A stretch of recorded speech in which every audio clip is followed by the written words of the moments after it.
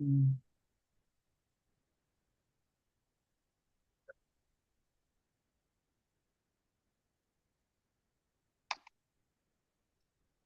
Yeah, Bismillah ar-Rahman ar-Rahim.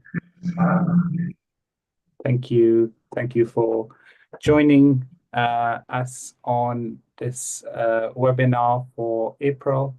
Inshallah, as we normally do, we'll start with um, some Quran, some verses of the Quran. Since we're talking about gender today, I thought we would look at a few verses. Um, Allah subhanahu wa ta'ala mentions sex, because of course the concept of sex is in the Quran, the concept of zakar wal unsa, as you have here in chapter 92. Allah also says, Inna sa'ikum lishatta, that between the male and female there's diversity, your pursuits are diverse. Um, Similarly, we find in chapter um, 75, where Allah subhanahu wa ta'ala talks about, reminds us of our creation, um, and how we were formed. The often versus nutfa, a drop of emitted semen, summa kana alqa, then it became something which was a clinging form, فَخَلَقَ فَسَوَّى, and how he himself created it, how he himself was a designer, how he designed it, how he formed it. فَجَعَلُ مِنْهُ الزَّوَاجَيْنَ الذَّكَرَ وَالْأُنثَى. And again, this concept, and over here in this ayah, uh, as the footnote shows, the concept of zawaj, even the concept of zawaj means two types, right? So that there needs to be a male and a female, and it's very, very clear in terms of that distinction. Um, Allah subhanahu wa ta'ala again, in this ayah in chapter 42, verse 50, أو يزوجهم, or he pairs them. Again, this concept of pairing zakara wa unsa, um, and he makes whomsoever he wills barren, because of course men can be barren in that they may not be able to reproduce, and of course women can be barren as well. So again, this concept of duality of pairing between male and female. Um, then in terms of justice, Allah subhanahu wa ta'ala does not differentiate between the male or female. We have in chapter 16, man amila saliha, whoever does righteousness, min zakara wa unsa. So there is no difference between the peaks that a male or a female can achieve, wa huwa mu'min, while they are a believer. Um, فَلْنَجَيْنَهُ حَيَاةً طَيِّبَةً. We will surely allow them to live a good life. And I think, again, this is important because sometimes we have this concept in Islam that there is no equality, or Allah does not see the male and female in terms of amal salihat. And why are we here? We're only here to do amal salihat, and there is an equal opportunity. Again, this is continued in chapter 4. وَمَنْ يَعْمِلْ مِنَ الصَّالِحَاتِ مِنْ ذَكَرٍ أَوْ أُنثَىٰ. And whoever does good deeds from among the male and female, وَهُوَ مُؤْمِنٌ. Again, you have this category. Doesn't matter you're a male believer or a female believer. Um, وهو مؤمن فأولئك يدخلون الجنة ولا يظلمون نقيرا, and they will not be wrong even to the speck of a date seed. And again, these two verses highlight the equality between the two sexes. Um, and of course, different. Again, we have this concept of spouse. over here, this verse is talking about um, هو الذي خلقكم من نفس واحدة. We have created you from a single cell. And this is where a lot of people say, well, what does this mean? هو الذي خلقكم من نفس واحدة. We created you from a single soul. Does that refer to some type of harmony between the male and female? And perhaps we can say yes. When we say nafs, for example, when I say it's my nafs, whether I'm male or female, it's the same. Or ana is the same in Arabic, whether you're male or female, because it's the concept of yourself. So also in psychology, the concept of the self is not differentiated by male and female. Male and female come later, right? So we have this concept of nafs or soul, and everybody has a soul. Whether you're a male or a female, you have a nafs, you have an understanding and a soul. So from that sense, you can think of um, uh, male and female combined, or male and female characteristics combined in the sense of one nafs. ومن خلق من نفس واحدة. Um, and then from the Arabic grammar, you can see that it turns into the feminine. وَجَعَلَ مِنْهَا زَوْجَهَا لِيَسْكَنَ إِلَيْهَا. And again, it is the female adjective which is used there. And again, this is talking about pregnancy further on in this verse. Now, this ayah in chapter 4 of the Quran is the ayah which some of the scholars talk about when people talk about changing the body, right? So um, in in this ayah, Allah subhanahu wa ta'ala is talking about um, that these people are calling upon, instead of calling upon Allah subhanahu wa ta'ala, they're calling upon someone else. Inna yaduna min dunihi illa asna. They who do they call upon min dunihi, they're not calling upon him illa, but that they're calling about on the females.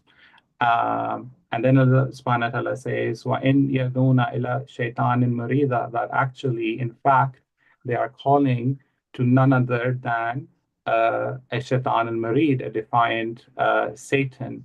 Lanatullahi, Allah has cursed him, and he said, I will make, and he said, I will most surely take to myself a due share of your servants.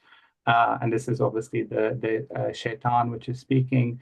And what does the shaitan says?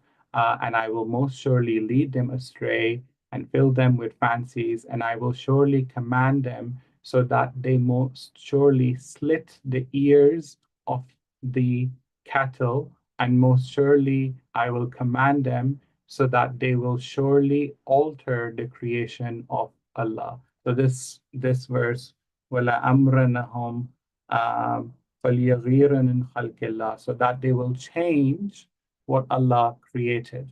So some scholars use this verse to say Allah does not like changes from what He has created, right? So if Allah has created me and commanded me to, and He has created me in a certain way, then who are we to say that we are created the wrong way, right? So this is one of the ayah where in this example the people are calling upon females, they are calling upon somebody else, but Allah is saying actually who they are calling upon are not females, they're calling upon shaitan.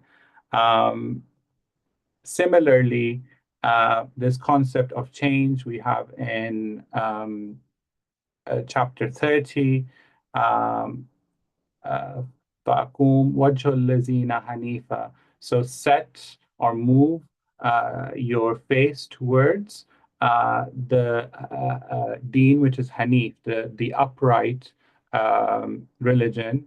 فَتَرَتْ اللَّهَ الَّتِي, turning away from uh, all that is false. And this religion, fitra, as we say, is the original disposition from which Allah originated mankind. And then he says, La tabdeel li khalqillah. There cannot be any change in God's creation. And again, sometimes people use this verse to talk about um, changing Allah's creation or changing how Allah created something is not which Allah subhanahu wa ta'ala wants. He has created the fitrah, the original disposition of how He has created it, and He asks us to move our uh, face, move ourselves to the religion that is upright, away from falseness, and is the original disposition from which Allah he himself, the word is khalq, how God himself has created um, uh, Allah's, there's no change in what Allah himself creates, in Allah's creation. Um, and finally, we have this verse in chapter 3, which is used time and time again when we talk about this concept. Does Allah subhanahu wa ta'ala know whether it's going to be a male or a female? Or does he know? Or can it be that somebody is, in a different form? In this ayah, we are remembering Sayyida Maryam, salam alayha, where we have the concept falamma. So when she gave birth to her, قالت Rabbi inni وضعتها, I have given birth to a female, Isna, Wallahi aluma bima wadat. And then God says, of course you've given birth to a female, and God knows better what she has delivered. Of course, this is God. But why is this verse here? Why is God saying wallahu alamin bima wadat? Why is he, of course it's God. Why is he saying that? Well, he's saying that because for people who doubt today, that say God does not know if it's a male or a female. No, God knows. God knows better.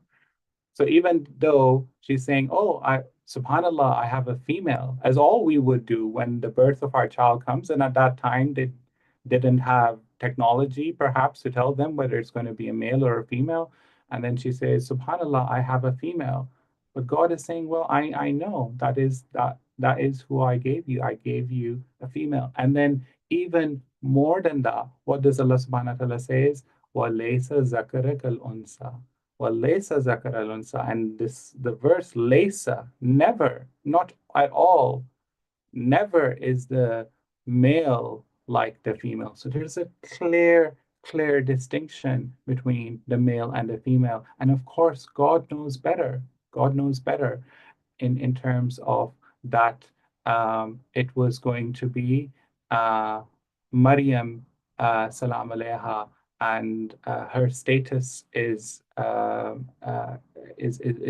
that whenever Allah subhanahu wa ta'ala talks about Isa, he says Isa ibn Maryam. Why? Because Maryam has that status, that elevated status that we cannot deny, and she is one of the highest ranking women in paradise. So we have a very clear concept that when Allah subhanahu wa ta'ala decrees the birth for a male or a female, it is clear. Now, I know I've been talking about sex. This is what the Quran talks about. Gender is people feeling. I might be born a male, I might be born a male, but I might feel that I don't fit in with the other males, right? So that's different, right? So remember, the Quran is talking about biological sex. It is not talking about whether or not people may not have difficulties later on when because of their environment, because of their upbringing, because of multiple factors that they feel like, well, I know I'm a male or a female, but I don't feel like I'm like the other male or females, you know. So in English also the way that they differentiate this is they say sex is biological and then gender is your experience or gender behavior. So the way that we might understand masculinity in the West is not how masculinity is introduced or understood in the East because there's gender differences. It's not sex differences. They're both males, but they're gender differences. And I think it's important we make that distinction that sometimes the word gender is not used for, it isn't used for the biological sex, it's used for the understanding of masculinity and femininity and the customs and the feelings and that around it. So I thought that is important to make a difference between sex and gender.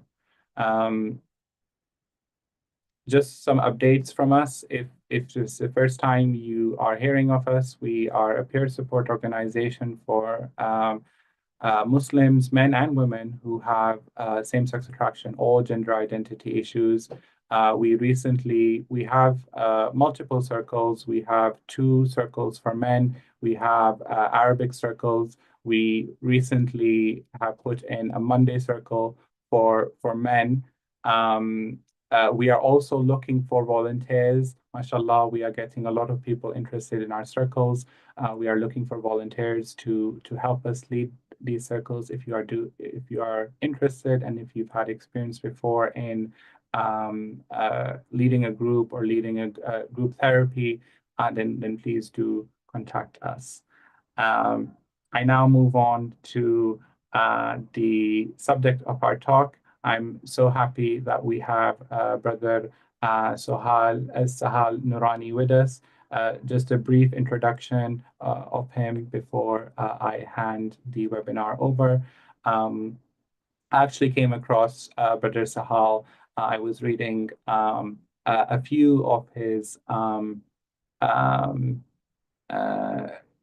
authored pieces he has in this website, which is called Rational Club or Unveiling the Unknown Rational Club.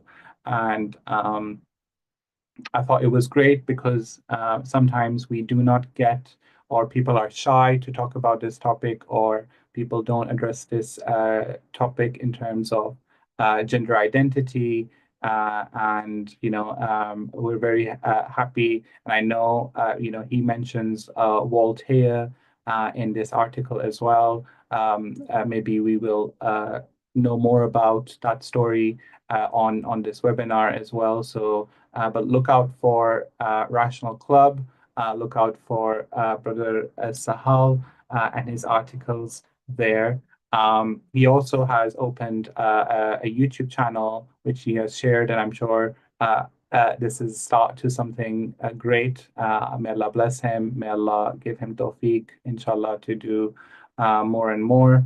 Uh, just a brief introduction. Brother Sahal is a highly accomplished educator with a background in Islamic scholarship from Medina Thunur College of Islamic Science in Kerala, India. He is currently pursuing a master's in English literature at Calicut University. He integrates his Islamic foundation with modern studies. Um, he teaches subjects like English, history, mass communication, logic, and environmental studies at Sirinara Young Guru Open University and also leads Jamia Medina Sunur of campus centers and leads English orientation programs at Markazu Safakati Sunia. He has also authored the textbook called Introduction to Linguistics during his postgraduate studies. He is known for his eloquence, his ability to discuss complex topics. We're discussing a complex topic at the moment, and he is also a skilled debater, writer, ESL trainer, and is very, very happy. I'm very, very happy to have introduced him to you here. Um, and inshallah, we will be able to start soon. Yeah, I can hear. Network just went down. It's like, and also I have got some people in here actually complaining, like they're in my WhatsApp saying that they couldn't join.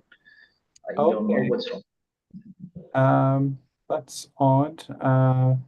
Let's see if so they can also join on our YouTube channel. So if they go to YouTube, it's live at the moment. So if they're unable to join somehow for Zoom, they should still be able to, but they can join on. But I'll see if I get any WhatsApp messages, and I'll help people get access. Um, I'll just give So, access so that you can share.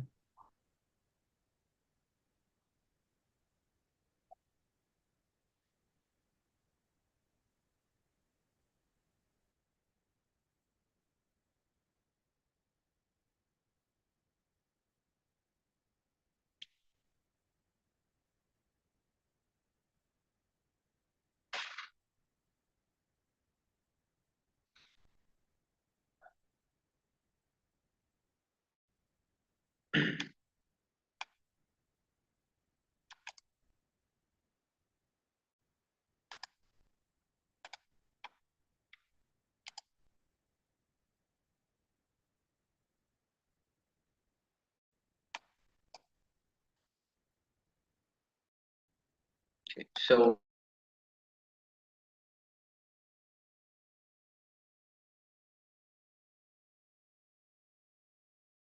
Yes, we can see. screen sharing. Yeah. It's okay, right? The network's a little bit down, like usual. That's the biggest problem we have in our world, I guess. Yes. So, getting to the topic, I hope nothing else would disrupt our program right now. Okay, so we will be talking about LGBTQIA plus. The most funniest thing that I have ever heard in my life would be this same concept with the plus at the end. See, that's the funniest part of it all. When we look at cricket itself, like if someone's like someone didn't like if someone's doing a batting and uh, they didn't get a wicket and still there's an option for them to get back to the game. There will be like a small star sign near their name saying that there are more to come. He might come back. Just like that, LGBTQIA plus is like there are several more to come in there, and we still haven't figured out how many genders or sex there are there in this world. So this is what this plus is signifying. It's like childish, I would say it honestly, childish enough. Saying that I'm just a monkey and walking around and I should be considered a monkey and I should be accepting it. It's actually really funny, really fun.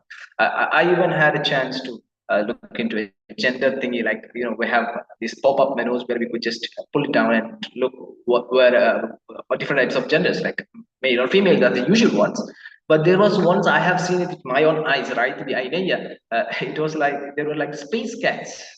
Space cats, a gender. Space cat. I was, yeah, space cats. I don't know what kind of gender is that Oh my supposed to God. be, but though these are some kind of genders. And if you look at Piers Morgan's uncensored his YouTube channel. There was one guy, he was trans as well. He brought a mushroom as a gift to Piers and gave it to him. And what does this symbolize? Mushrooms are of 25,000 in such species. Human beings are as well as such. 25,000 genders are there. That is what his claim was supposed. So this plus is not going to stop any sooner or later.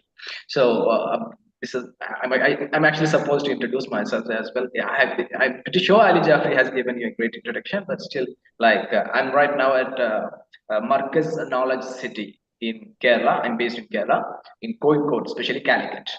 Okay, so if you just search in the internet itself, Marcus Knowledge City, you can find that it is the biggest masjid located in here, in that of whole of India itself. like 25,000 people could actually pray in here. This is where the masjid is. And also, this is like a wonderful moment for me. Today is a happy moment as well. And not just in terms that we actually did this webinar, true, this is indeed an opportunity of happiness, but also that I have officially joined in here for the degree students to take classes for them to improve their mashallah. language skills. Mashallah. And I'm really, Congratulations, mashallah.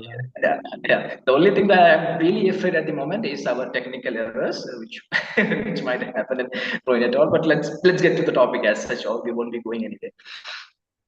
Okay, so LGBTQI for people who might not have got an introduction into what these are, they might have heard it and they might know lesbian, gay, and bisexual, but transgender as well. But QIA, some people Q might be known. IA, some people like misunderstand. So I'll just go from the beginning and try to make people understand what it is. So L is lesbian. When two women try to do sexual things stuff together, that is what L is. When G is when men try to be sexually connected together. B is like, there's one great analogy for it. Where for a bisexual, that is B means bisexual, they will drink both cola and Pepsi. There is no differentiation between it. That is that a man can take both a man as well as a woman for their as a sexual mate. There is no difference. He doesn't care. That is how bisexual is. Trans is when a completely male body just thinks of it. For example, I'm a male and I suddenly one day feel like, what, I'm a woman, my head is woman, I'm stuck, I'm a woman stuck in a male's body. If that is so, then that's, and they change it as to their needs, changing my body as to my head, then that is what actually is trans woman, trans man. If man is turning into a woman, like I am turning into a woman just because I think so, then that is trans woman. And if it's vice versa, a woman turning herself to man just because she thinks so, that's trans man. And Q is cure, everything that is, it's abnormal, exactly, that's the meaning of cure. And then I would be intersex and A is asexual. These two terms are actually the agenda, where the agenda is staying inside this whole idea. I means intersexual, A means asexual. Intersex means people who are biologically born with both the genitals, like they will have both female and male genitals, and that biologically into both this. That is how intersex would be. Asexual are people who doesn't have any kind of sexual feelings. That's how it is also. And also I, this intersex, people who have both, I have told you that both genitals, they might have both genitals or they might not have both. That is as well part of this I, intersex. Asexual means they doesn't have any kind of sexual attraction to anyone. That's so asexual. This I and A, I will talk about in detail. LGBTQ, these are all artificially created. Artificially created. They just feel like, I have feeling towards them this kind of. Sometimes they might have it in real. See, in Islam itself, if you feel like you want to do something bad, you are just because of that intention, you are not tried, you are not given any kind of punishment for it. But if you do it in reality, that is when punishment comes in. So when it comes to LGBTQ, they just do it artificially, just think and do it as do it. They feel like a man feels like he's attracted to another man, he just goes with it. People might feel it. Some people might feel like they are male. That is okay if you feel like it, but if you act on it, that's problematic. That is one Islamic perspective on it. So LGBTQ are actually some of the agendas that some of the people actually want. They want to live for pleasure, and to make their agenda happening, to make this thing normalized, lesbian, gay, all this stuff normalized, they actually very cunningly included I and A, intersex and asexual, into it.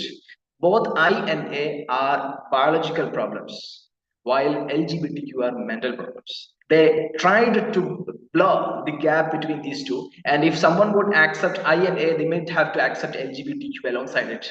That is why they have included this game. This is a well-planned game that they are doing. So this is just the introduction right now. Let's go to the matter at hand in a bit more detail. I could present it in here, I hope. Is it visible as a presentation? Yes, Jeffrey? yes, we can see it. Okay. Yeah. So now we will talk about. For now, let me begin with change the slides. This is with the slides supposed to be. Okay. So there have been some recent studies. These slides are not exactly as such. You could much more focus on my voice, I think.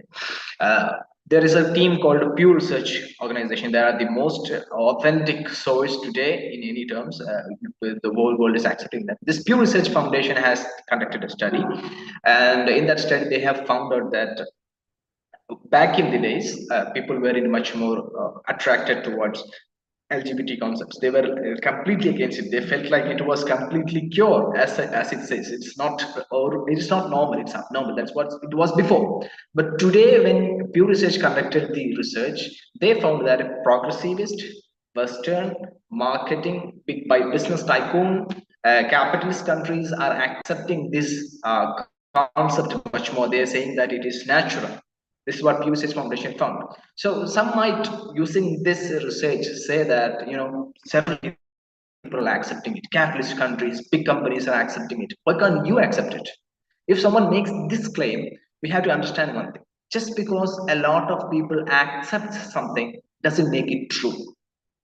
See, when it comes to Hitler's reign in Germany, it is said that most of the German people believed what Hitler said.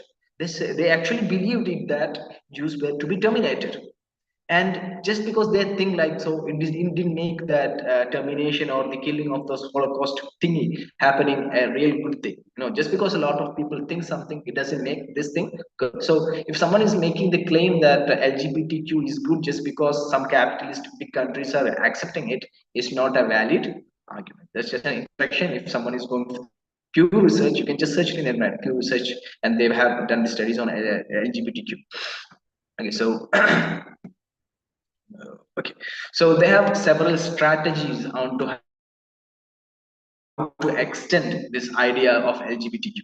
So the thing is, our topic was actually supposed to be navigating gender identity challenges, the Islamic perspective and stuff like that. Actually, with the length of the topic, we just shortened it, right? So the Islamic perspective is what we actually I was supposed to be much more focusing on. But today, I'm hoping to go through some of the agendas this team are putting forward, some of the propagandas they are putting forward. They have explicitly told these things, and we will just go through them, and also we will talk about the Islamic perspective. I hope we will have enough time for it.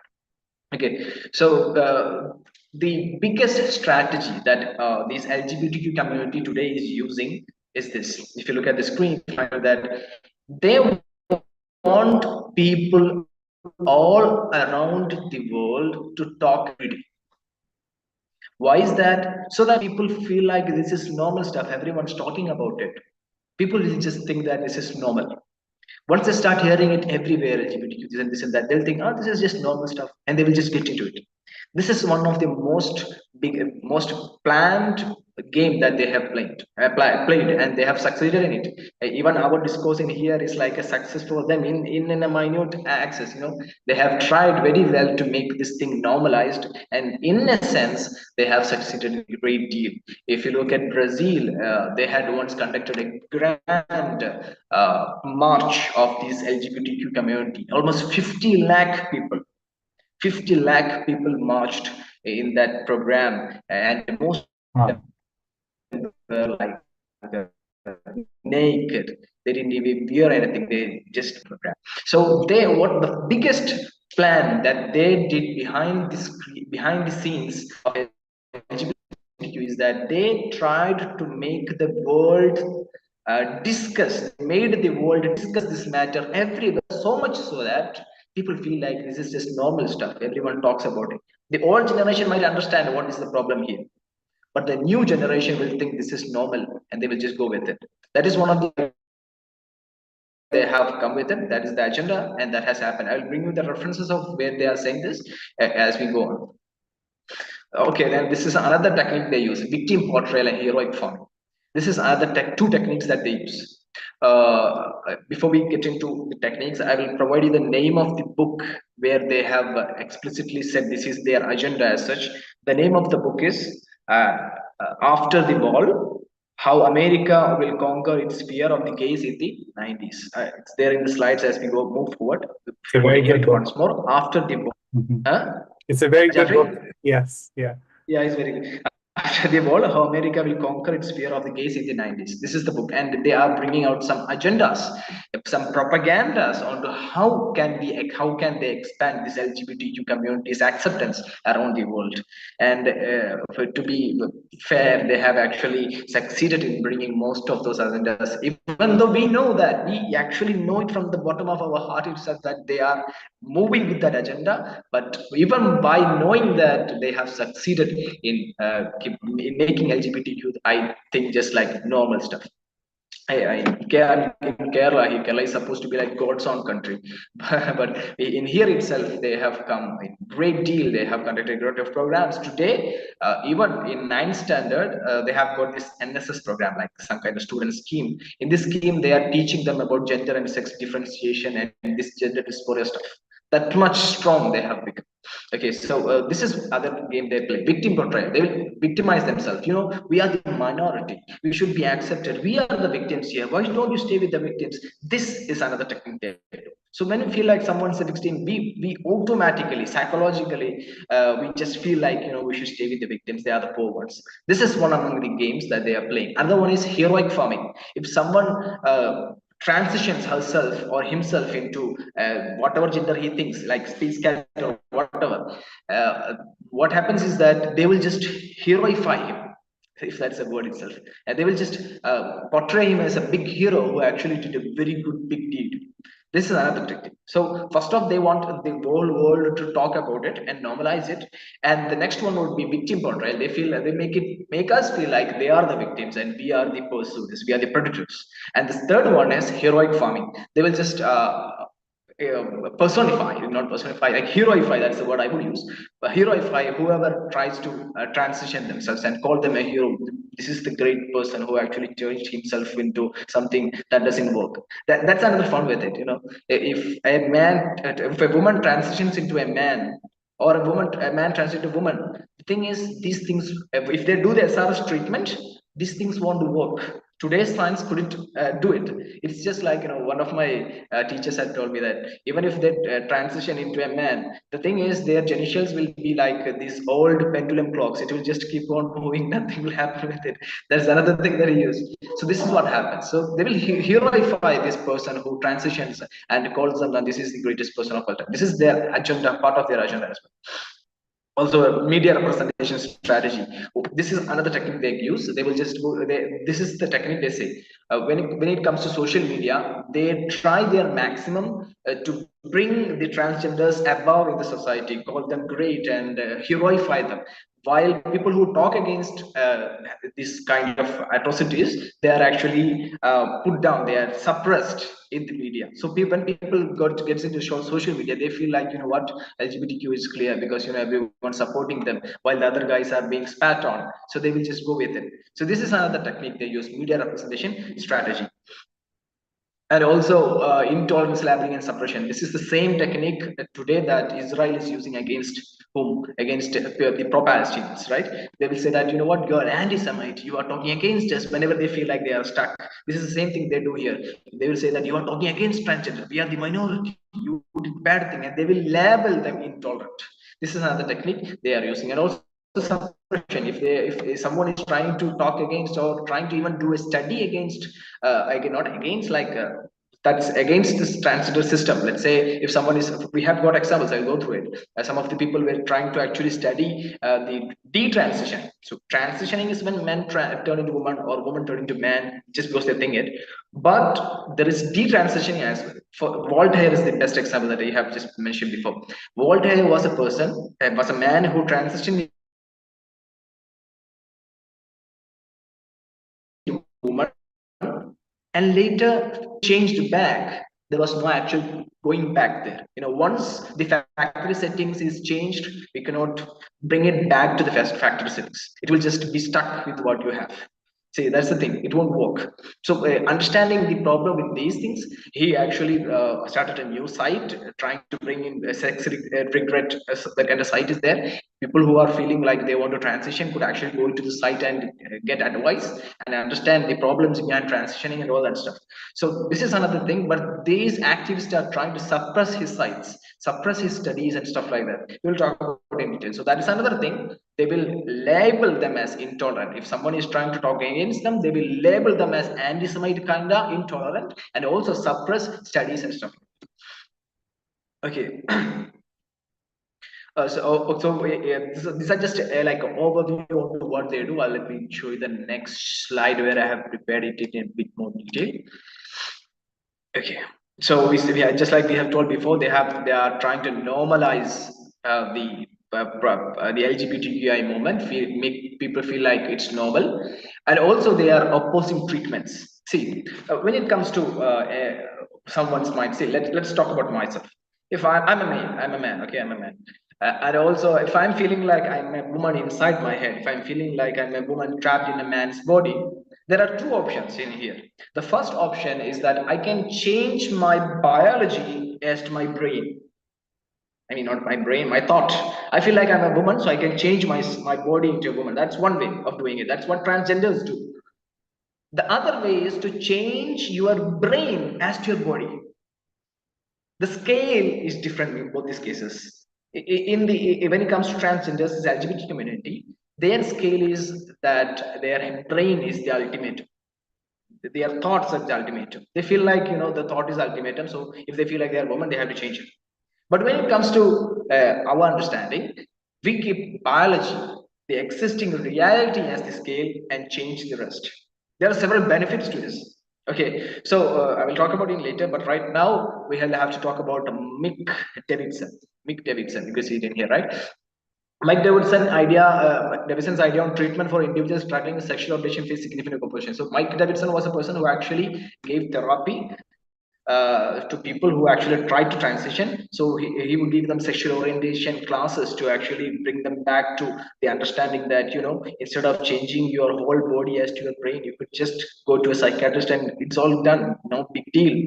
He tried to do that, but the thing is, the activists actually stormed against him, and he faced several oppositions against him.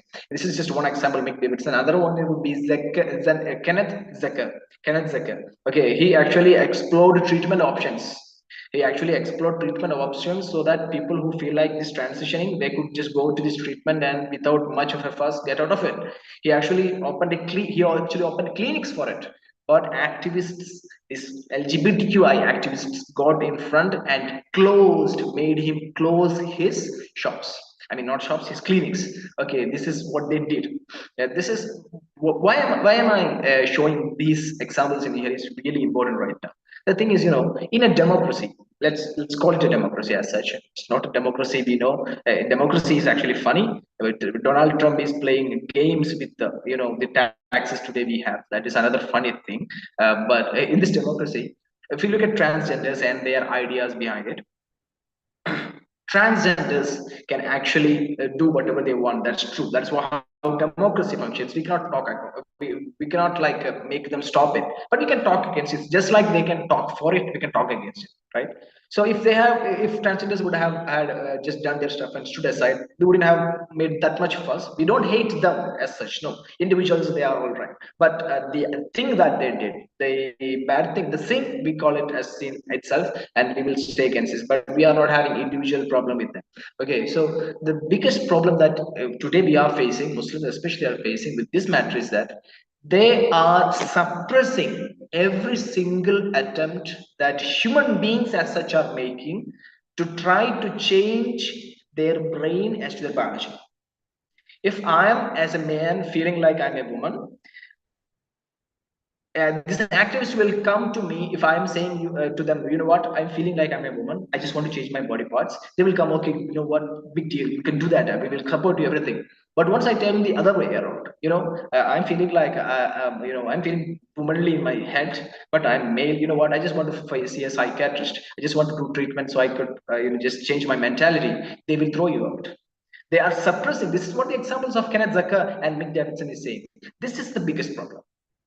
If they are talking about freedom and choice and stuff like that, they should as well accept and consider and help as well if people are trying to find new solutions for this problem.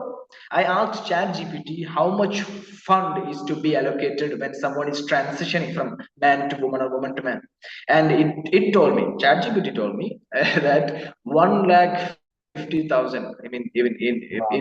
dollar, it would be $150,000 worth money is to be spent just for the whole SRS treatment completed. This is big money. When it comes to psychiatrist treatment, if you are in Kerala and stuff like that, it's like 1,000 rupees, maybe $10. That's all you need. That's all you need. But this is the biggest consequence. So the biggest problem we are facing and we are against is that these people with some agenda are coming in here and they are not allowing people to learn or study new ways to tackle this problem, and that is when they try to change their brain as to their body. They are stopping this is the biggest problem that we are facing right now. So you can if you are in YouTube, some people might be watching this in YouTube, you could write these names down: Mike Davidson and Kenneth Zucker. Those are biggest examples. And also we have James Caspian. James Caspian. He actually tried to study detransitioning. So detransition is happening world a really great deal, and James Caspian actually tried to study detransitioning. In a sense, that is against to the concepts of transgenders. If his study was to come out and people understood that several people are detransitioning, their movement might have a big block. So if just to keep their range strong, they blocked the funding for his studies. He was thrown out of university just because he tried to study transition. This is another example where they stopped the study for it. There are several examples. This is not scientifically proved. I haven't had the PPT for it, but I will tell it to you. In any of the studies up to date, there is no scientific proof that there is any of LGBTQ are what normal. It is not scientifically proved. They have tried several times. They have tried to bring in the gay gene. They even tried to bring in the gay gene. They said that in genetics there is something called a gay gene, so this is natural, this is scientific. But it was later proven that it was wrong in several aspects. Several of their own people came out and said, if gay gene is real, not everyone will have it. So if I'm saying that I'm gay and I go check in the clinic and there's no gay gene, then I won't be gay.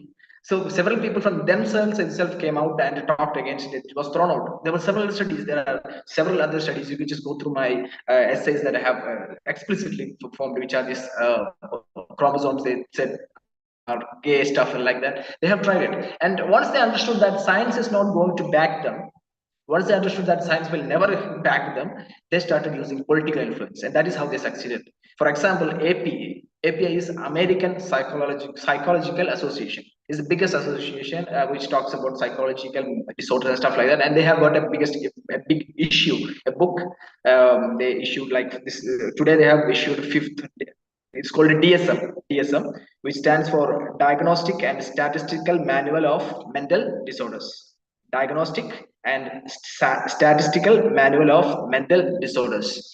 I just write it down. Like a DSM. You can just search it. In their second and third edition, LGBTQ were what? Were mental disorders.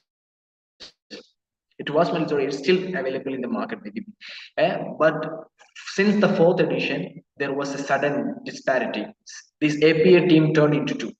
They separated into two. And what happened was several of them started talking against it. They said that LGBTQ should be taken out of this. It is not a mental disorder and stuff like that. And since they couldn't bring any scientific proof, they used politics and did what? This LGBTQ matter in this DSM book was put to vote. So this team voted to prove if LGBTQ was actually a mental disorder or not. And 58% of them said that it is not a disorder. 42 said it is a disorder. And among this 42% are great psychiatrists, and they said there is no scientific proof.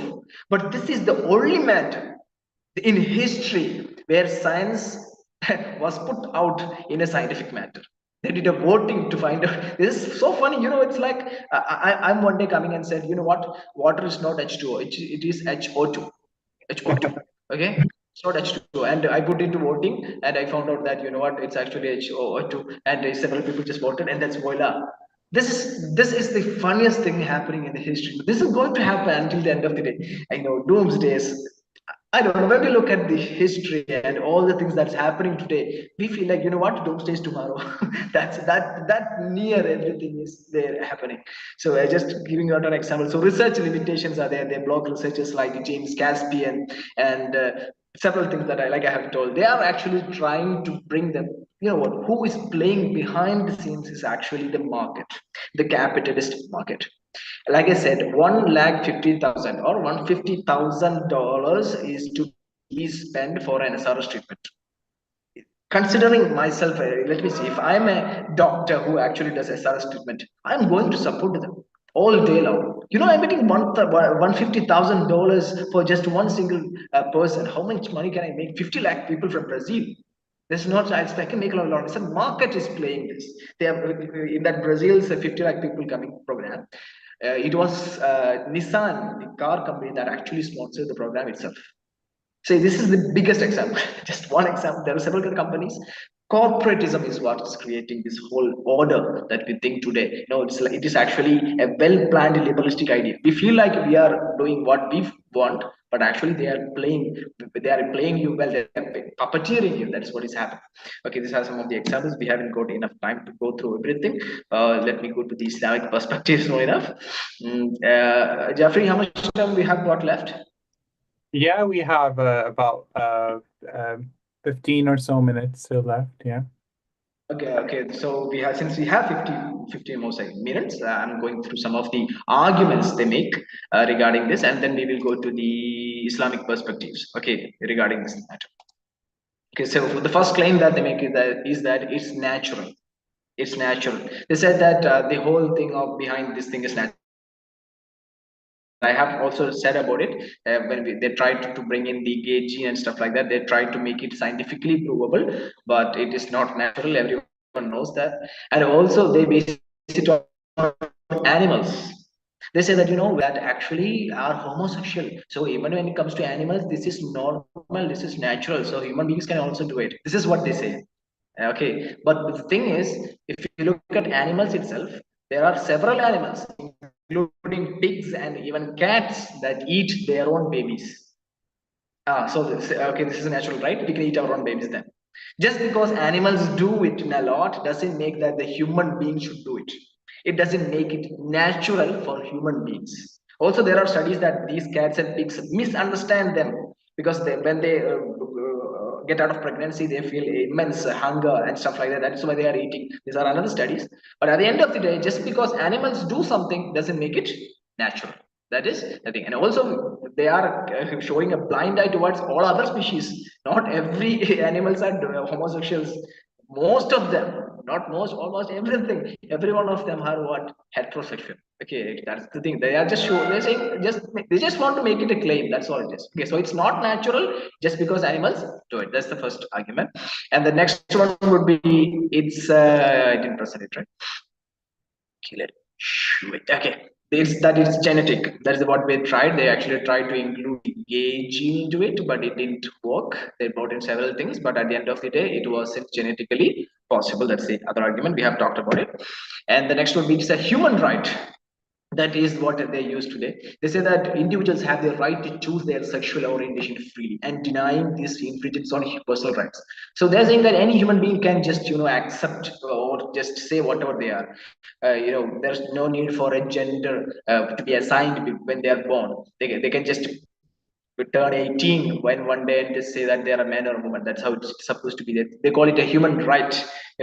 What happens in here, if we call this a human right, just because we think we can do it doesn't make it a human right. See, human rights can is supposed to be something that helps humanity as such. This is not going to help humanity in any way, and if we allow this, we will have to allow several other things. In Asia, there is a guy who actually turned himself into a dog. He thought one day, like, I'm a dog actually. I want to turn into a dog. He spent money like hell, and he turned himself to a dog. Today, he just wants to turn it back into a man, but he couldn't. So just because as society. If you, just because someone feel like someone desires himself to be something else, this is actually desire. This is a human desire, and that is why they call it human right. Just because someone desires something, it doesn't make it a human right to have it. If I desire I want to kill somebody, it doesn't become a human right. Okay, so desire is not equal to human right. Only if it helps community and stuff like that will we call it human right. So this is not just a, this we cannot call this as human right. And the next one will be, it's a matter of sexual freedom, just like before. They can just choose whomever they want. If we are going to accept, let's say that we accept that it is a matter of sexual freedom, anyone can do sex with whomever they want. What will happen? They will start doing pedophilia. They will start doing sex with 2 months, 3 months old kids, because it's sexual freedom. They will start doing necrophilia. Dead bodies will be taken out of the grave. We won't have graves in here. Everything will be dug out. So just saying that it's a matter of sexual freedom is the biggest blunder in all of these arguments. So sexual freedom cannot be left out as such. It should have some restrictions. Only if there are restrictions will the society function good. And also they are minority argument. This is another argument they make. We are the minority, you have to stay with us, we are the victims, like I said before. This technique, what is the problem with this is that, let's say, it is not just these transgenders or homosexuals, they are of the minorities. There are several other minorities. Pedophiles are there, several pedophiles. And also there are several other type of people. I just don't want to talk about it. Sometimes it's really funny. There are people in Europe who actually feel like, oh, why should I have this hand? This hand is useless. If they walk like this and it smacked on a table or something, look at this. I have this hand. That's why I have this pain. Why should I have this hand? This kind of thing are there. And they have actually tried to go to doctors, and 200 and something cases has been reported already on this kind of problems. They will go to doctor. Doctor, please cut my hand off. I don't want this. This is really troubling. This kind of people are there. These are also minority. Should we accept them? Also, there is another funny thing about this. In Europe itself, in America, you are the guy from there. If there are people who actually feel like, they don't want the pinky finger, little finger, and they have gone to doctors to cut it off. The thing is, if any doctor cuts off this little finger for them, there will be criminal case against this doctor as well as the this guy, this guy. But if someone, that is a criminal problem if they cut the little finger. But something that is bigger than this little finger, if they want to cut that off, come on, bring the knife and they'll just cut it off. It's all right, no problem with that. That's the funny part of it. So just because someone is minority, it doesn't make them what true. Okay, there are some, like I said, pedophilia. There are minority. If you accept them, everyone should be accepted. This will be the biggest problem in the history. So just because someone is minority doesn't make their argument right. Okay, and also these are some other minor arguments they make. We need to control the population, so we have to make it less space. Immanuel Kant has a theory, consequentialism. Okay, this is one theory.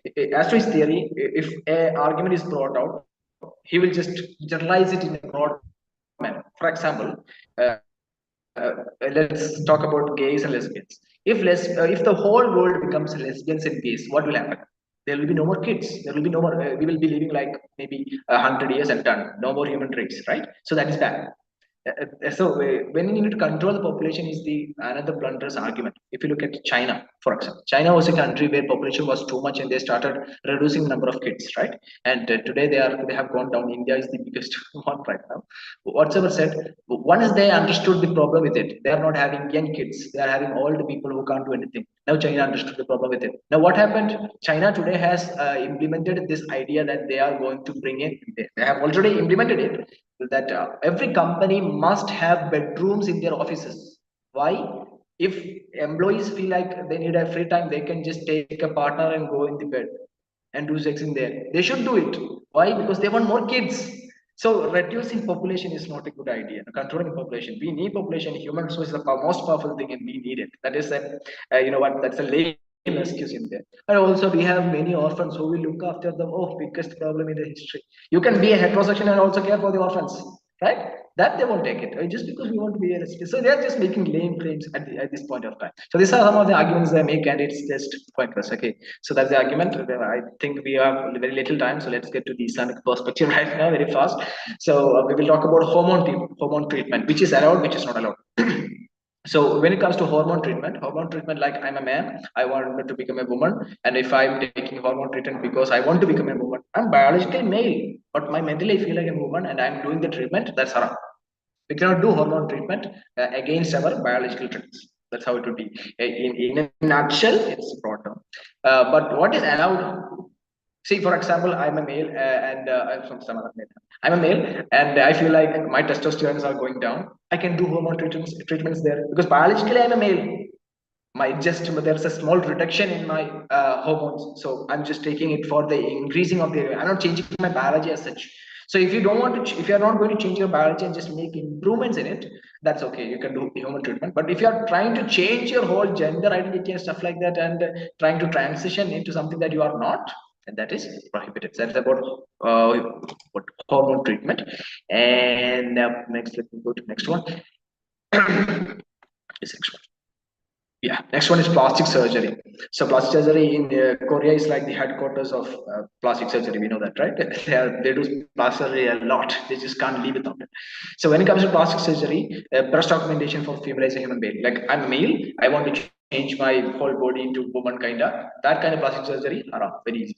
But let's say for an intersex, intersex, like people who have both the genitals when they were born, and the doctor said, you know what, he's 60 percentage, 70 percentage male, 70 percentage woman, and 30 percentage male. He's just got the genitals in here. If you cut it off, she will be this child can be a complete female, for example. Then it is okay to cut it off. You can do SRS treatment. We'll talk about SRS treatment as such. And also, if there's like excess tissue for men, if a male is having a breast, he can cut it off. It's all right. You can do plastic surgery for it because he's keeping his biology as such. He's not changing it. Okay, there's just some extra growth. He's just cutting it off. It is like having an extra finger. If you have 6 fingers, we can it off if it is not going to be cause any problem. That's how plastic surgery here is working. And also SRS treatment is as such. Like I said, if someone is grown with with both of the genitals, also there are if you look at Islam, there are several traits into trying to put this intersex into men or male or female techniques. The thing is that if they are having both these genitals, Ali radiallahu anhu had an instance like that. Ali radiallahu anhu, and there's like, and when he was doubted what to do with it, he remembered Prophet Muhammad sallallahu alaihi wasallam. One instance, someone came and told him that there is an intersection between us, and there's been a problem. How do we determine if it's a male or a female? He said that it depends upon how do they urine how the urine passes through their genitals. So if so, the more urine passes through which genital, that is the major genital. The other will be like inferior. That's how it is considered. So that is another way. And there is like several extremities to this.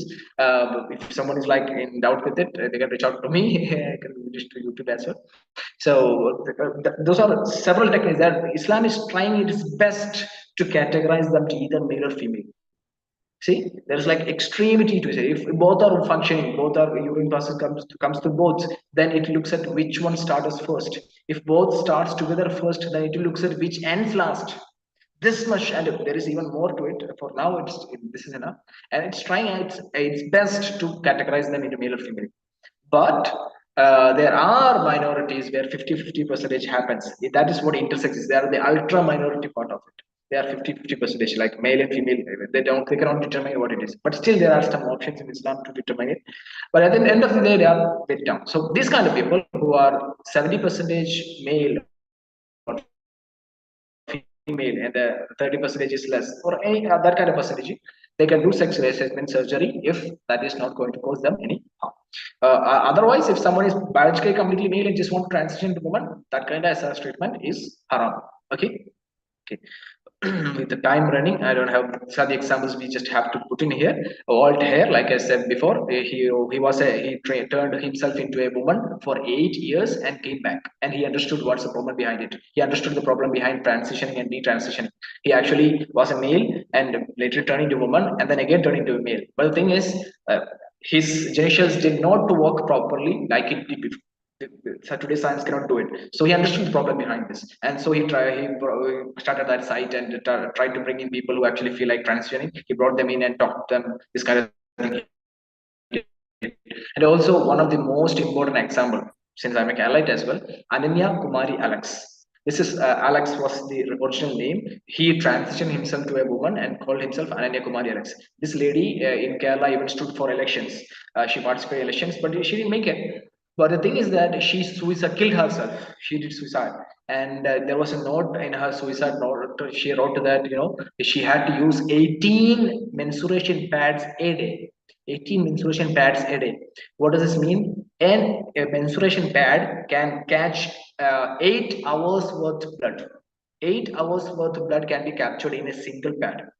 8 hours worth of blood in a single pad, and this pad is being how many pads are being changed in a day? 18 pads. If you calculate it using a calculator, 8 into 18, it is 144 hours worth of blood is coming every single day out of this human being. See, 144 hours worth of blood. I'm just surprised how this lady was even living. This much blood comes out. That's a big prophecy. So Ananya Kumari is a great explainer. She is a victim who actually got into transitioning herself and had to suffer for it and ultimately suicide. Also, Kara Bell, if that is like if we look at in a broader perspective, she also was a woman who transitioned and later felt regretful and took legal actions against the clinic that made her transition, because she actually didn't want to transition, but this team said, you know what, you are the hero, you should do this, and they made her transition, and that caused her a lot of pain. This is also part of it. I know that time is running like hell, so let me conclude by this statement. So Islam is focusing on the biological reality. We look at the law here, at the law here, at the what we see with our eyes. We don't go into their secrets. See, if we look at Islam itself, there is indeed instances where capital punishment is being introduced onto say homosexual stuff like that, but it is not for everyone. The thing is, we don't look if they're some two gays, for example, in an Islamic country or so, they just go in a room and do their stuff and no one saw it, or you know what, they did in secret, nobody will give anything. There's also will not look towards it. But if they do it publicly and show, you know what, this is all right, you can all do it, that kind of thing, that's when capital punishment comes on. It's for others to understand this is not good. Okay, so Islam is actually accepting the biological reality, and it is cautioning against the irreversibility of transitioning. If you transition to a woman, you won't be able to get back to your own transition. Also, it will cost a lot of money. It will cost you constant pressure. You might even die because of it. So it's cautioning you against the problems that will happen if you transition yourselves. And also, it is showing a compassionate approach towards human beings. We understand, Islam understands that there are several people, even though intersex is a minority, there are several people who actually are fighting against these thoughts in their mind. Our advice is that you can either find a psychiatrist and talk to them, or just like strong support is doing, they have got their own volunteers, right? You can reach out to strong support and talk to them and understand what's the problem behind it, and you can cure it. Not, you will not have 1,50,000 $150,000 worth of expenditure. There's no need for any of this. It is really, yeah, there's no need for any of this. You can just go to a psychiatrist and get it cleared. It's the best way possible. If you do it the other way around, you will have to suffer constantly until death. See, even if $150,000 is being spent, you still have to pay monthly $3,000 for the hormone treatment. Because if you don't do the hormone treatment, and for example, if I'm a male who turned into a woman, if I don't do hormone treatment, all my balloons, whatever that is, silicons, it will just go down because it needs hormone or it won't work. So you have to do every month you have to spend $3,000 and so to do the hormone treatment. So this is the biggest problem you will have to face. So people who are in YouTube, if you are seeing this, please go to a psychiatrist and understand what's wrong with it. And please understand that if when it comes to Islam, we give you the most amount of consideration. We understand that you have this kind of problem. If you have it in your mind, it's all right. But if you feel like just if you act on it in publicly and stuff like that, and if you try to make other people, if that is the problem where it comes to. Okay, I have had instances where some woman came to me and told me that their daughter is actually, she has this mentality of being a man, so she actually wears jeans and pants under her father, so the thing is, it's okay because she's doing it in private. We are not knowing about it. It's all right. But if she is going to transition herself with the SRS treatment and that's when the problem happens. And also, these people, at the end of the day, you must remember the ayah. عسى أن تحبوا تحبون خير شر لكم عسى أن تكرهوا شر خير لكم. This is like an ayah which says that you might feel like certain things are for good for you, but it might be bad. You might find certain things to be really bad, but it might be good for you. But you won't know because we are just human beings. Allah is the All-Knowing. So at the end of the day, if you are somebody who is suffering from these problems, you must understand that this world is itself a place for test. This is the testing ground, and you have been tested right here. There are several people in this world who has gone blind, hasn't had got hands. Look at Gaza itself. Children are just born to die. What is happening with them? These are tests itself, but they will be rewarded at the end of the day. They will be rewarded. And if you are someone who is actually suffering from these problems, if you suppress it and look to Allah, pray to Allah, I can assure you, and Quran itself testimonies that Ali Jafri has shown that ayah in there where even the speck of dates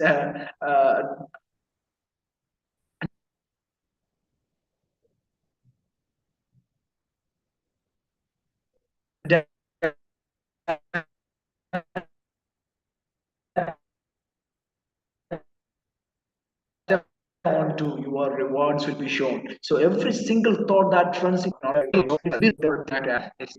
mashara, when they reach there, there will be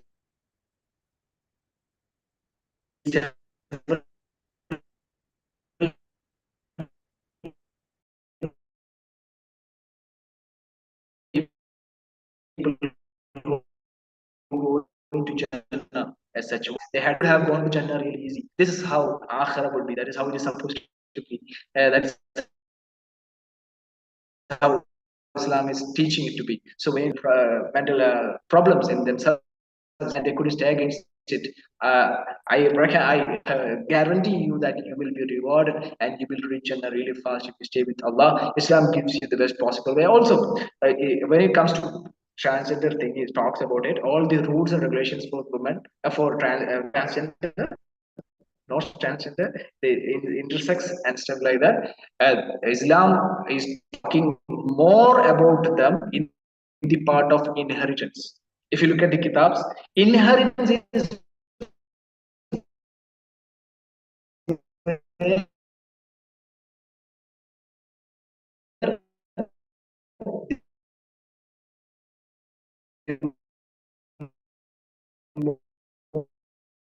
most they are talked about.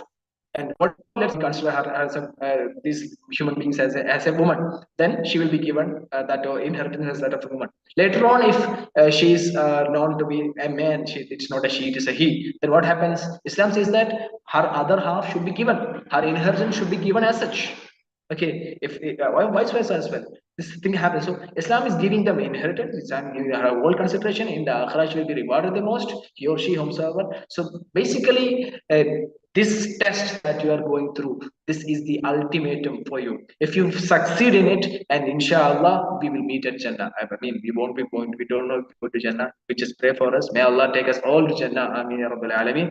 Inshallah. So with that, let me wind up. This is just a world of test, and if you are facing anything, it is just a test.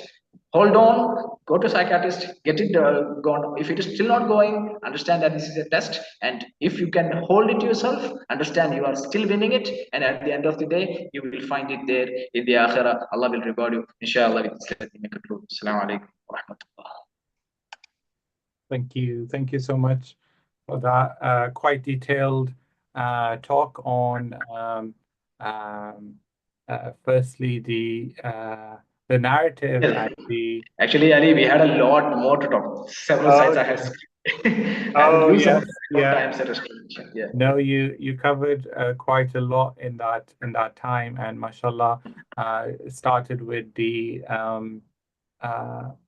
narrative and work which has been done for 50 years to try and change the thinking of people, and as you said, in the DSM, in the books, and now whoever tries to have a traditional or a conservative view to this, they punish them quite severely in unfortunately in the institution. So what's funny is now the minority is no longer the LGBTQ.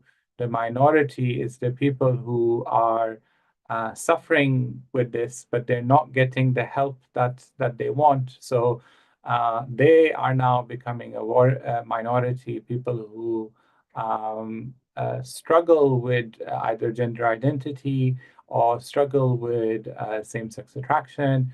They do not agree with the LGBTQ narrative. They are now a minority because there is no support for them, or there's very little support which is available.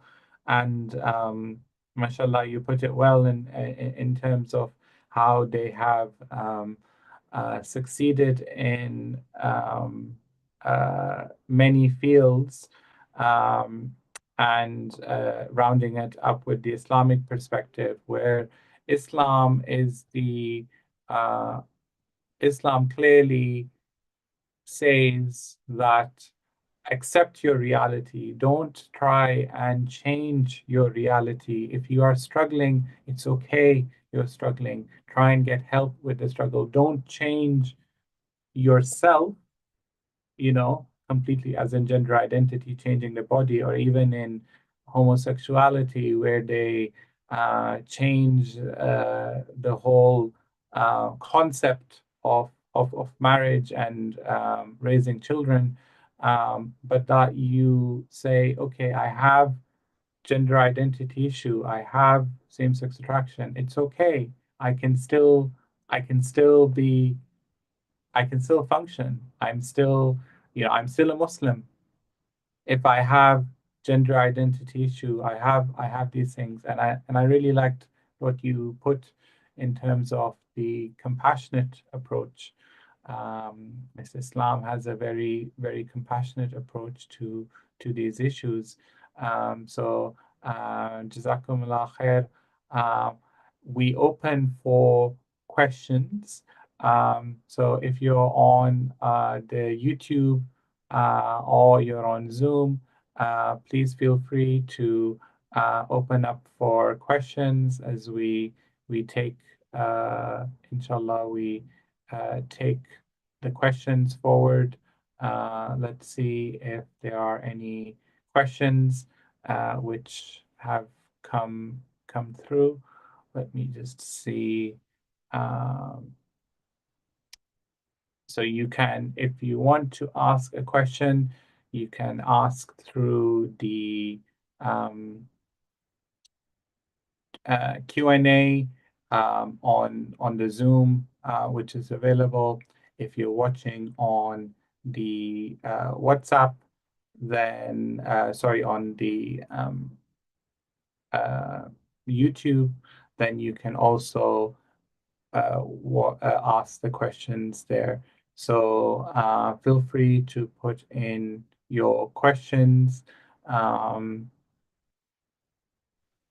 While we're here, I'll pose the first question first to Brother Sahal. So the first question is, what what piqued your interest to write for these topics? As we know that you've written, mashallah, extensively, the 4 articles that you've written, and obviously, alhamdulillah, you've presented today. What piqued your interest? And I know you said in your presentation as well that it is laughable as how quickly attitudes have changed in a very, very short time. But we're interested to see what piqued your interest to do that. I see that Brother Sahal is having some issues. I think we have him back now. And inshallah, let's see if he can hear us. Yes, I think he's back with us now. I actually moved from my laptop to my phone right now. Okay, The yes. internet blockage happening. I'm No audible. problem. So the question is, what piqued? Okay, so you asked me like what piqued my interest, right? Yes. Yeah, okay. So the thing is, what being in Kerala, we have several challenges to face, and one of the biggest one of them is our family. Okay, so my family is like we are religious indeed, but they don't support when we wear this kind of headgear and white clothes and stuff like that. They don't support it because we are not paid much. They are capitalist in that terms. But so I had this vision in myself where I want to prove them wrong. Just because we are here, just because we are white and we talk for Islam, we aren't going behind. And Alhamdulillah, like I said, I just today joined in here, and also I have got another opportunity just 2 days ago in Abu Dhabi to teach English for Arabic students, and they would pay pretty good sum. So at the end of the day, to prove my family wrong, I have been able to do that in terms of monetary benefits. Okay, and mashallah, it's been a great experience for me as well. And am I audible, Jeffrey? Yes, The yes, we can hear network you. May Allah might have reward you played and give another. you more opportunities to talk about contemporary topics that are facing our ummah today. And it takes great courage to obviously talk about these because sometimes, on the minbar, maybe some of the ulama might shy away to talk about it. So thank you so much for uh, Yeah, doing. also like Uh, let me include, Ali, like what my biggest aim is to actually do da'wah in Europe. Okay, that is my biggest aim. So that is why I have actually got into all this gender problem and stuff like that. Everything, like I have put my head into every possible things that a da'i must be in need when talking to, especially a European. In Kerala, it's not that big fuss. It's going on. It's still in its phase. Like I said, Ananya Kumar and so forth. They are indeed going in there, but not as down the drain as in Europe. So when it comes to Europe, there are several other things to factors to be considered, especially language itself. My language, I have bested it to talk to Europeans. And if there is someone in YouTube watching this and you are keen to actually sponsor the I in there, I hope you would consider me for as an app, as an applicant in there. Inshallah, I hope we'll look forward to it. And yeah, more talks, inshallah. Jeffrey, you can take over. Mashallah, yes. And thank you so much for doing this and volunteering to do this. This is so important. May Allah make it easy for you. I have another question here. It says that you mentioned that there is a, an agenda, for the LGBTQ. What do you think that they might be planning now if they have conquered? So this question is saying if they've conquered sexuality and gender, what do you think the next step is, or what is the uh, other thing that you might think will Yeah, come into the plan? what might be their next step, right? And the Yes, thing is, they have actually reached their ultimatum in several fields. So everything there is like a peak, as well as a slope down. When it comes to Europe, it has reached its peak in several opportunities, but with Trump in here today, I think it's going down a great deal. He's not listening to them. Okay, so now they are trying to actually, in Europe, if you're looking at, they are trying to recreate that influence that they have. They are trying to keep it strengthened as such. They just need a little bit more time to be completely all over the world. You see, even in Kerala itself, they are getting a great hold. So, like I have mentioned in their book before, I told you now, there's a book, the ball. What was it? What's the name of the ball? It after the was ball. right. I just look. Yeah, yeah, I have got that in here. I just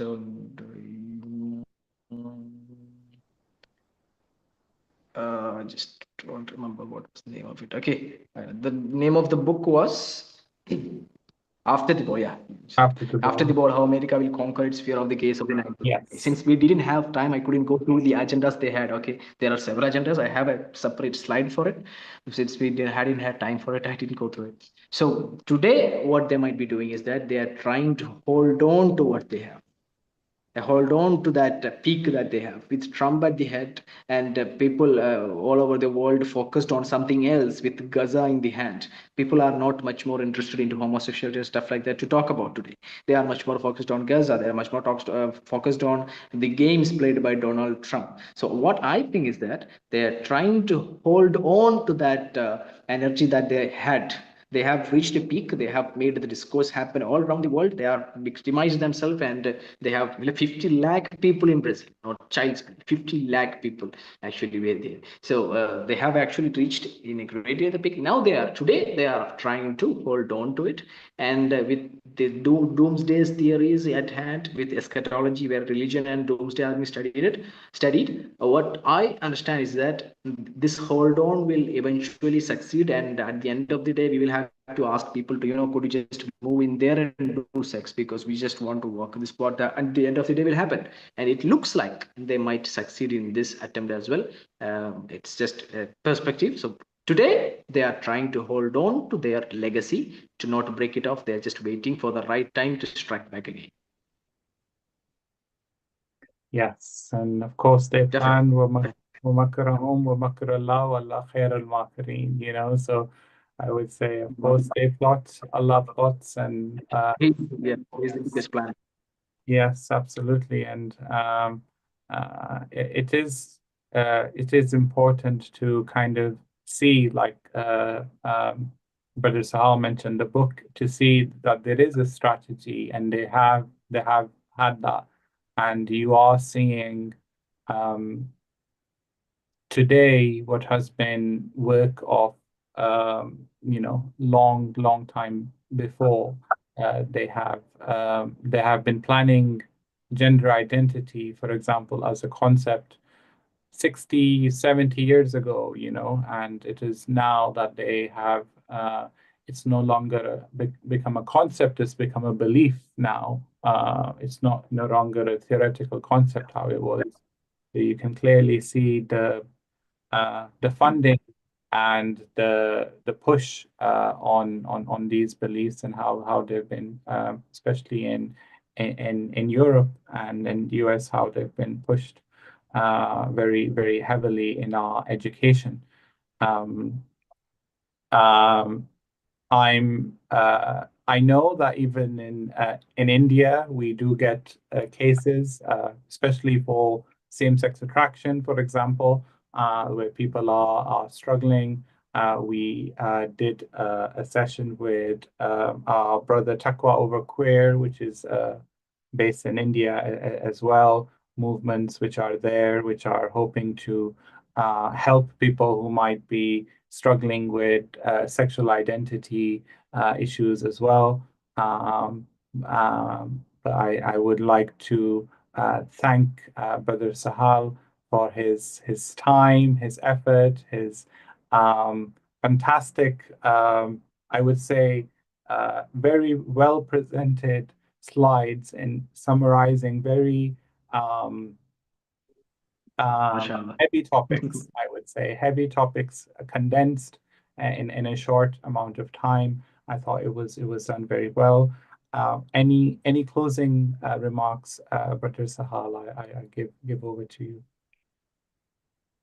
Yeah, closing remarks includes just what I have said before. But again, just about again, I have to emphasize on it. I think people who are suffering from this, we understand Islam actually considers them, but when you take it beyond that of the restricted boundaries, that is where problem comes in. So if you feel like you are struggling, we understand that, and there are several people in the world who are struggling.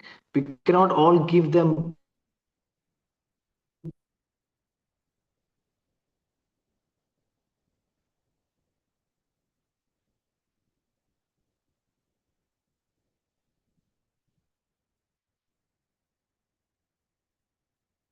I think we might be having some connection yeah, problems. we have some risks with that. Is it okay now? Yes, I think we hear you now. Is it okay now? Yes, we hear you now. Go ahead. You were saying, Yeah. I So think, Islam actually gives consideration.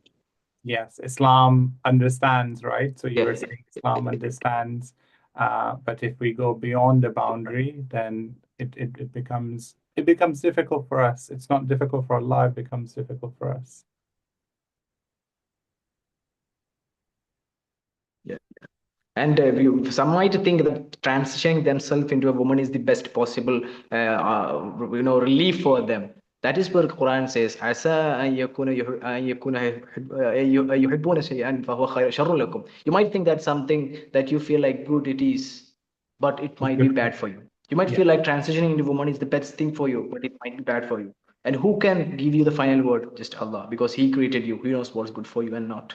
I'm not like keeping a hard demand here, but I'm saying to you, Islam has everything for it. Certain things are tests. This, if you are feeling it, this is a test. Just understand that, and you must and remember that Allah will reward you at the akhirah. That is where the conclusion will be. Inshallah, Jeffrey. I think we can wind up Yes, today, thank right? you so much. Let's wind up here. Beautiful words. We pray for Jaza khair dunya wa khair al-akhirah, that Allah gives us the knowledge and the basira for this life so that we can, inshallah, have those amal salihat, inshallah, in this life, which will benefit us for the akhirah. Thank you so much for your time, Brother Sahal, Nurani. May Allah bless your dawah, your efforts here, and we wish you the best. Thank you so much for your time, and assalamu alaikum.